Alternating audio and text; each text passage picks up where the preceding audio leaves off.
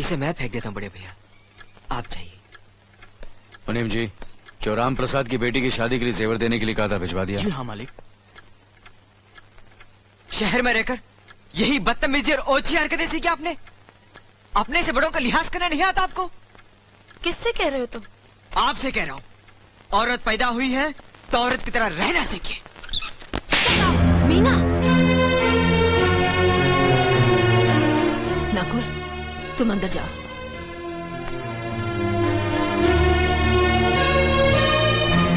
पागल हो गई हो तुम?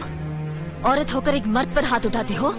इतनी ऊंची घराने की बहू होकर ऐसी नीच हरकत, शर्म नहीं आई तुम्हें? कौन सा ऊंचा घराना? ये जहाँ सिर्फ एक आदमी राजा है और बाकी सब उसके गुलाम। मीना, चिल्लाइए मत। आप मेरी सास नहीं है। जिस तरह आप इस घर की बहू है वैसे मैं भी हूँ। बहू हो तो बहू की मर्यादा में रहो। मर्यादा की रस्सी में तो आप जैसी जाहिल और गवार औरतें बनती हैं। मुझ जैसी पढ़ी लिखी मॉडर्न जमाने की लड़की नहीं। Uneducated idiots. Excuse me. I am not an illiterate. I am a graduate from the University of Allahabad. I am aware of the modernization of women, but I have not forgotten my culture, my customs, my traditions and my values. And most of all, I'll never ever forget that I am an Indian woman. Modern जमाने की औरत भी औरत ही होती है। उसे भी मर्द ही ब्याह कर ले जाता है, मर्द को ब्याह कर वो नहीं ले जाती। जमाने ख्याल और लिबास बदल देते हैं, औरत की शरीर की बनावट नहीं। लोग तुम्हारे ख्याल की लड़कियों को लज्जत का सामान भले ही समझते हो, इज्जत के काबिल कोई नहीं समझता। इज्जत आज भी उन्हीं औरतों की होती है जिनकी आंखों में हया हो, लाज हो, शर्म हो। हम नहीं कहते कि तुम बंदिशों में रहो, लेकिन अपने दायरे की सीमा को मत भूलो। लड़की जब अपने माँ बाप के घर होती है तब उसके कांधों पर अपने ही घर की इज्जत का बोझ होता है, लेकिन जब वो बहू बनकर ससुराल जाती है तब उसके कांधों पर एक नहीं 2 परिवारों की इज्जत का बोझ होता है। आज जिस तरह तुमने नकुल को तमाचा मारा, अगर उसी तरह उसका भी हाथ उठ जाता तो तुम्हारी क्या इज्जत रह जाती? कभी सोचा तुमने? क्या बात है मीना?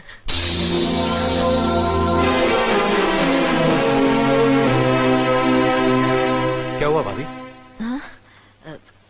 कुछ नहीं। मीना कह रही थी कि उसे खाना बनाना नहीं आता। हमने सोचा कि 2-4 खरी खोटी सुनाने से ही सीखेगी, तो सुना दिया। बस रोने लगी। क्यों अर्जुन, हमें तुम्हारी बीवी को डांटने का भी हक नहीं? क्यों नहीं, आप हमारी भाभी माँ हैं। आप मार सकती हैं, डांट सकती हैं, कुछ भी कर सकती हैं।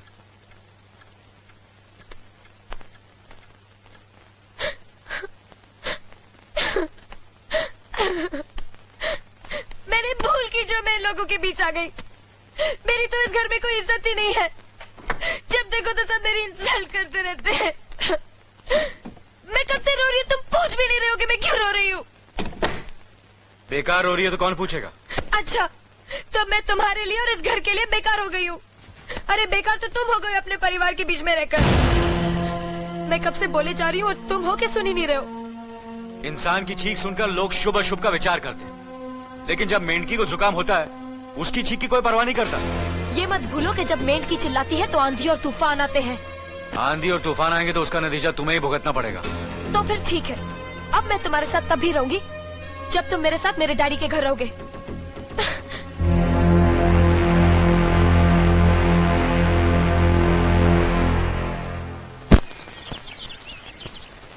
हमारी मीना बहुत प्यारी बच्ची है, लेकिन उसमें अभी भी बचपना है। हमारे तौर तरीकों को नहीं जानती है ना, लेकिन आस्ता आस्ता हम उसे सब सिखा देंगे।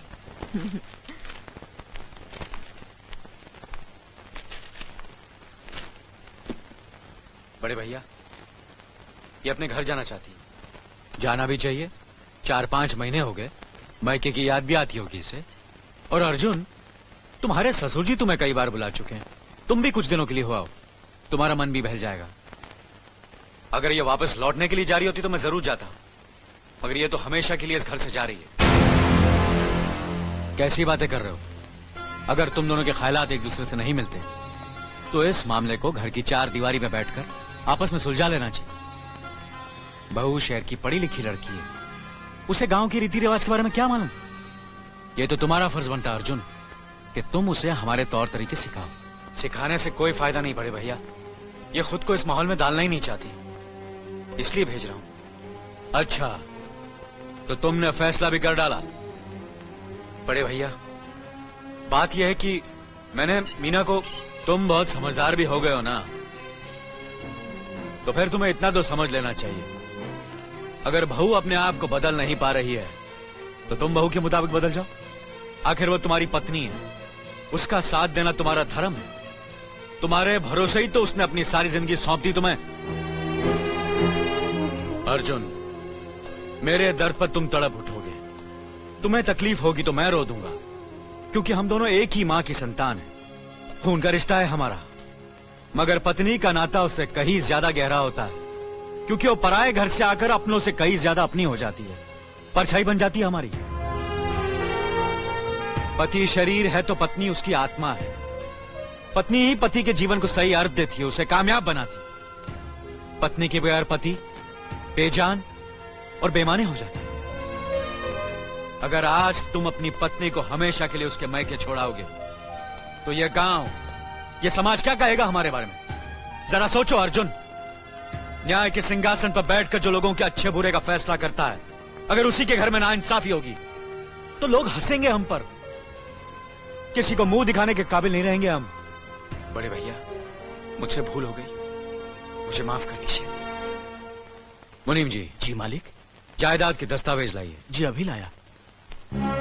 बहू, पति ही पत्नी की असली शक्ति होती है।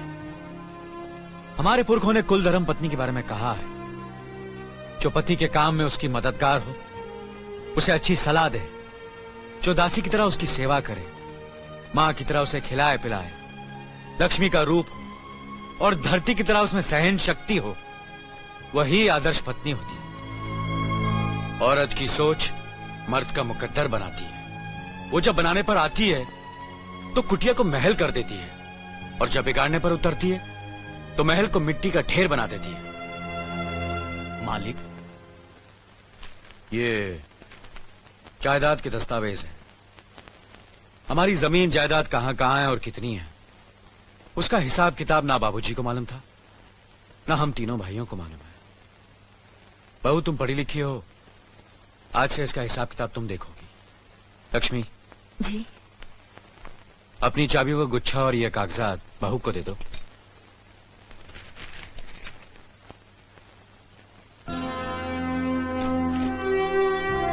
आज से तुम इस घर की मालकिन हो। तुम जहां कहोगी, जिस कागज पर कहोगी, हम तीनों भाई चुपचाप आंख बंद करके दस्तखत कर देंगे। जैसा कहोगी वैसा ही करेंगे। बस एक ही विनती है बहू, हम तीनों भाइयों को अलग करने का ख्याल अपने मन में कभी आने मत देना।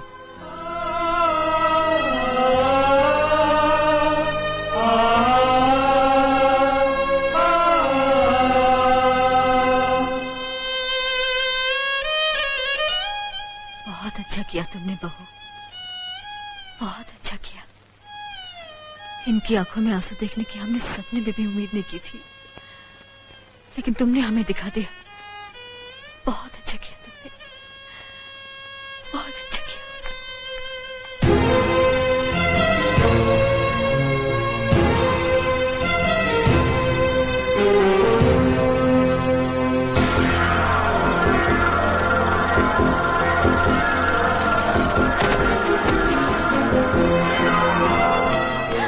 मीना, मीना, क्या हुआ बहू? मीना, मनी जी जल्दी से डॉक्टर को बुलाइए।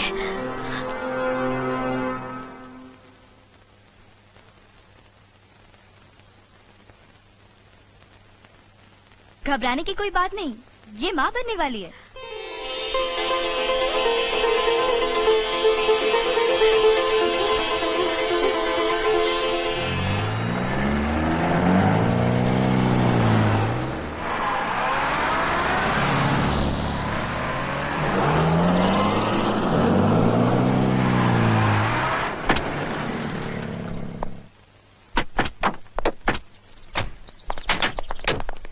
आप लोग यहीं ठहरिए, मैं ठाकुर साहब से मिलकर आता हूँ।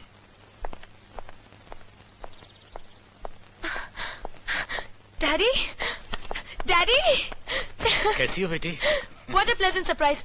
आने की खबर भी नहीं की।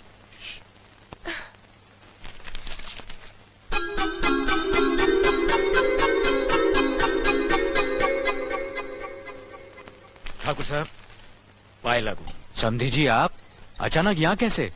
तशरीफ रखिए, बैठिए ना।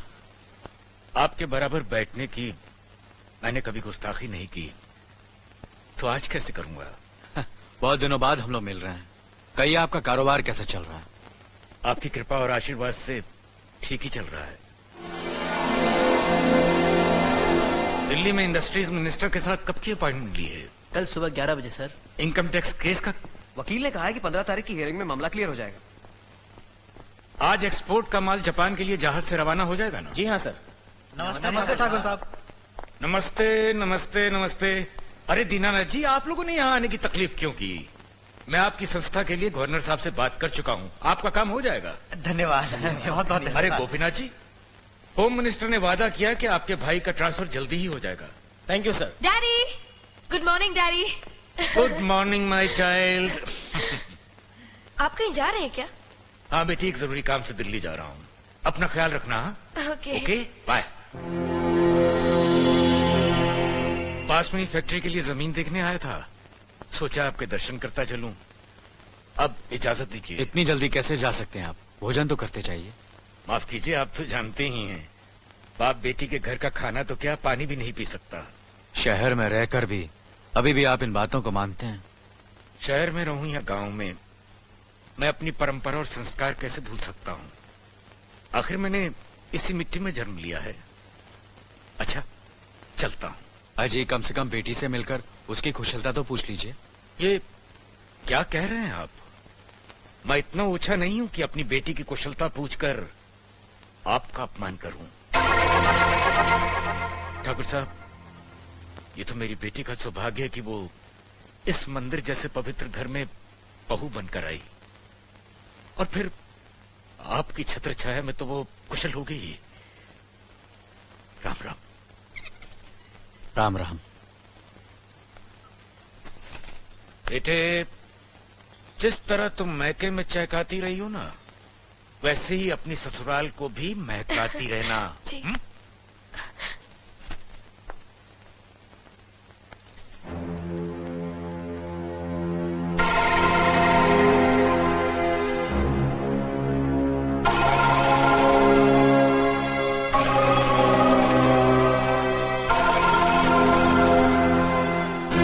आप तो उम्र में बड़े हैं ना, किससे किस तरह की बात की जाती है इतनी तमीज तो आपको आनी चाहिए। Mind it, mind it, mind it, mind it, mind it. बड़े भैया, अरे? मुझे माफ कर दीजिए। क्या हुआ? मुझे माफ कर ये दीजिए। क्या कर रही हो? अपने पापों का प्रायश्चित कर रही हूँ।